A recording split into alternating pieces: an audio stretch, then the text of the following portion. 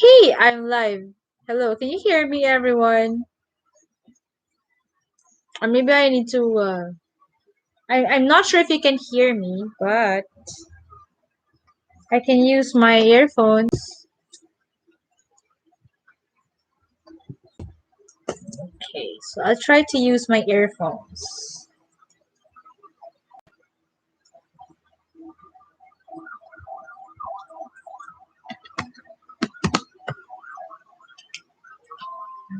Okay,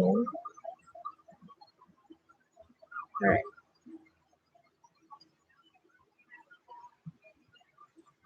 Okay, so hi. I hope you can hear me very well. My name is Chris, and this is my vlog, Toujours Francophile. This is my first entry, and I'm from the Philippines, by the way, and I let me talk about my vlog and why this is the Jour Francophile. I've been studying the culture of the French for, I should say, 11 years or 12 years, maybe close to 12 years, and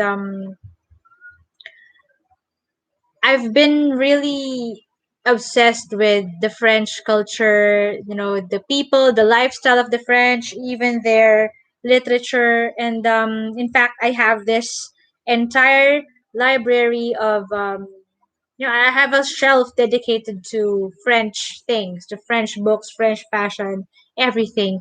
And it's not it's expected of me to watch French movies and French series on Netflix as well. And one of these is Emily in Paris, season one. Okay, I've read from Twitter that there's going to be a season two. That Emily in Paris will be renewed. This is my cat. Sorry, that's my cat, and he's dirty. Okay, so I'm there's going to be season two for Emily in Paris. But am I ready for season two of Emily? So I'm going to talk about what I think of Emily in Paris season one. First of all, I've heard and read that some French some French people do not like the series because it's cliche. And when I watched the 10 episodes, I kind of knew what they meant. I could relate to what they meant by Emily in Paris is full of cliches because these are the things that you can read in books. If I've read 10 books about the French, then all of these things found in Emily in Paris are also found in the book. So there's really nothing new that the show was able to offer. So maybe that's why it's called cliche. Okay. But there are things that are true. So what are the things that I liked about Emily in Paris? Number one is, well, it's feel good. It's a feel good kind of series, and if you want something fun and light and romantic, this is the TV series that you could watch. Okay, this is the go-to Netflix series. I like how cheeky the series is. I like some characters like there's Lily Collins' character. Okay, there's Emily. I like her boss Sylvie Grato. I also like the two guys in the company in Savoie, and also Gabriel. Okay, Gabriel is one hot guy. I also like Camille. So well, they are the primary and secondary characters, and they're not difficult to love. Okay, they're really lovable characters. Okay, another thing I liked about Emily in Paris is the soundtrack is really nice. I think some I downloaded the playlist on Spotify or from Spotify. I kept playing these some of the songs from the series. So the I like the upbeat music used in Emily in Paris. What else? Yeah, so those are the things that I like. Okay. What I don't like is, well, the storyline. It's kind of predictive.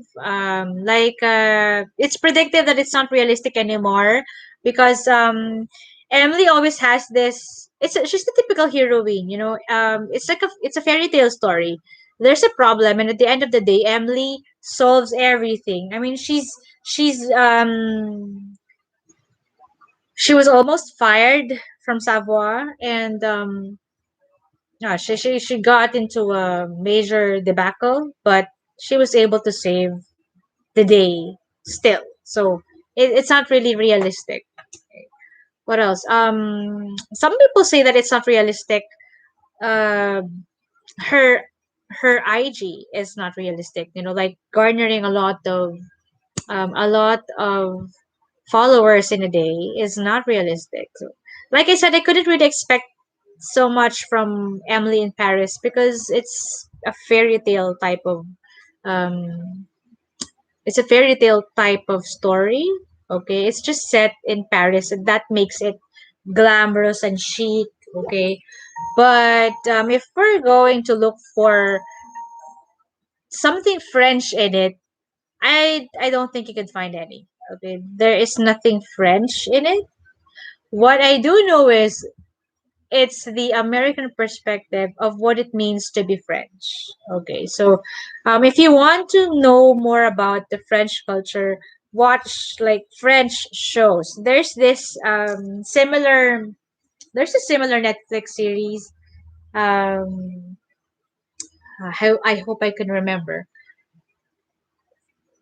I'm not your agent. I hope I got the title right. I'm not your agent, or something like that. It's now on its fourth season. So that's in French, okay? And there you could read the subtitles, and of course they portray what it feels like to work in France, okay? And there's one more movie that I'm currently watching. I'm Not an Easy Man. It's a movie in France also by French actors. It portrays how chauvinistic, how sexist some French men can be, and I've seen this portrayed also in short stories and in other TV shows. So there. Um, so aside from Emily in Paris being predictable, oh, sorry, not predictive, predictable and fairy tale like, okay, it's not realistic. It's really unfortunate that it only lasted for 10 episodes. I think they could have had a better narrative in 10 episodes, like something I don't know. Maybe I was looking for something tragic, something tragic to befall Emily. I don't know. Okay, so everything happened so easily for her, and that's the thing I don't like. Um, in the series. Okay, anything else I want to say about it? So am I ready to watch Emily in Paris 2? Maybe because well, spoiler ahead. Okay, I'm gonna give you the spoiler. In the last episode, so Emily was almost terminated by Sylvie. Okay, because of a major boo boo involving a designer. But she was retained. Okay, she was retained. She was not terminated, and she ends up sleeping with Gabriel, her neighbor, who already has a girlfriend. Or well, at that point, Gabriel already broken up with his girlfriend Camille. Okay, now the at the end of the 10th episode, Camille sends a message to Emily saying, let's talk. Okay, that Gabriel's not leaving for Normandy and that he's taken Paris.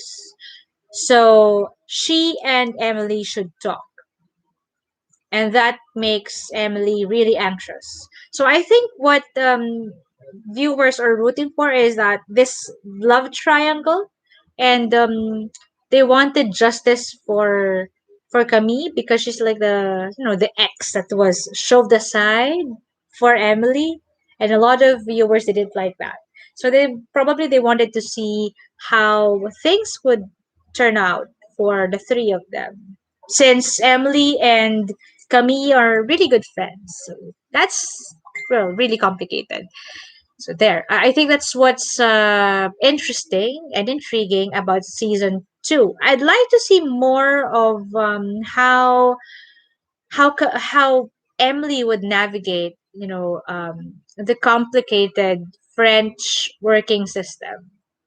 Okay, I don't know if she could also. I hope that the show would also tackle French politics in the French workplace. Okay, gender wars, more gender wars. It was introduced in season 1.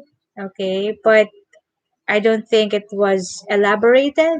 Okay, it just ended with vagin. The vagina is not masculine. That's it. So I hope to see more of that theme in the second season.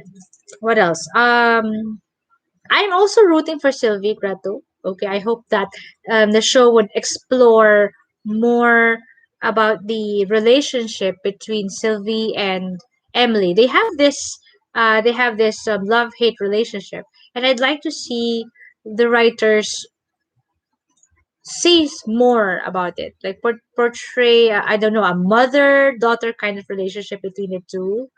Okay, and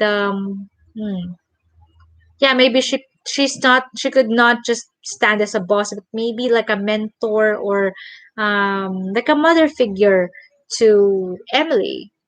Yeah, I really hope to see Emily, like, I want to see her crying and like at rock bottom. I don't know, but it's characteristic of the French. Like they like tragedy. So I want to see tragedy in season 2. So that's it. That those are my thoughts. It's really short. Those are my thoughts on Emily, season 1. Am I ready for season 2? Yes. I'm really keeping my hopes up. Okay, I'm not going to expect something I should say intellectually stimulating about it, because it's really meant to be a fun show, and um it's not for people who know a lot about French culture. But if they want to see how Parisians are mocked, maybe, then the show is good. The show is something that they could watch. Those who are trying to navigate the world of Francophiles, France lovers, French lovers, and anything about France for beginners of who are for people who are starting to learn more about the language and the culture of France. Then Emily in Paris is a good starting point. Okay, but if you want more, if you want to add to your repertoire, or if you want to add more to your body of knowledge, if you've read a lot of French books already, Emily in Paris might bore you to death. Okay. So I hope that Emily season 2 is loads better than Emily in Paris season 1. Okay. So that's it for tonight. It's like I said, it's just going to be like 15 minutes of your time. Next week, I'm going to talk about this book that I read. I've read this twice already. Let me just get it from my shelf. I'm going to talk about this book, okay, by Gregoire Delacour. I hope I said that right. Okay, this book is by Gregoire Delacour, The List of My Desires. Okay, somebody from my Facebook, from a Facebook group I'm in, asked for a book that made us cry. Okay, and she wanted to have a difficult life, and this is what I suggested. This book is full of tragedy, I could say that this is a real French story. So I'm going to talk about this. I'm going to review this book next Thursday, same time, 10:30 p.m. Okay, I think I might spend more time talking about this book than I did with Emily in Paris. So that's it. Thank you for watching my live video. For Thank you for watching my first video for Toujours Francophile. If you want to know more about me, you can send me a message. You can also find me on Facebook. Just type Toujours Francophile. Okay, the same name that you're seeing here on YouTube. You can find me on Facebook. We can talk about stuff about French. If you want to teach me French, I'll be willing to learn from you. If you want to ask me how I started learning French culture, or learning the French language. I'm not yet an expert in French, okay? But I could say that I can know a considerable amount of knowledge about French culture. So we can talk, we can chat on Facebook. That's it. Thank you, and bon nuit.